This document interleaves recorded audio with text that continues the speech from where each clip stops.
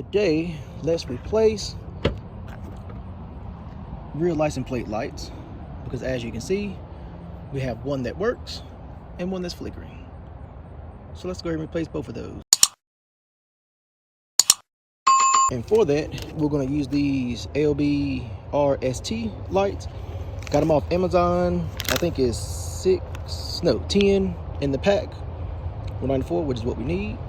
And they are really, really bright and good lights. So after I do Maxie, I'm going to do Bertha, because hers is messed up too. So all you need for this is the new lights and a flathead screwdriver. Get the lens off. You're just going to take your flathead screwdriver.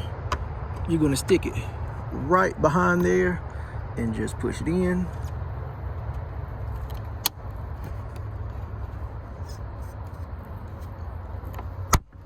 Like so. And then it will pop off.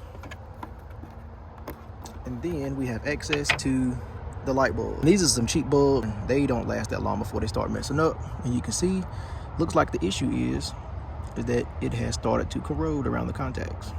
All right, so LEDs are directional. So, or maybe these aren't. Typically, LED bulbs are directional. And if you put them one way and it don't work, flip them around. But these work both ways. So, connect your bulb in,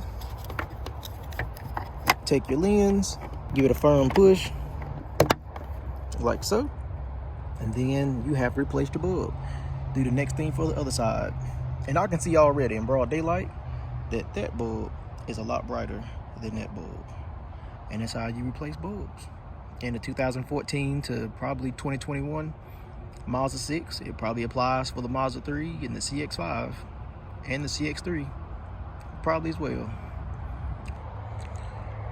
And there they are, the night shot, and they are bright. So if you need some LED license plate, LED light replacements, the link will be in the description of the video. But until next time, peace.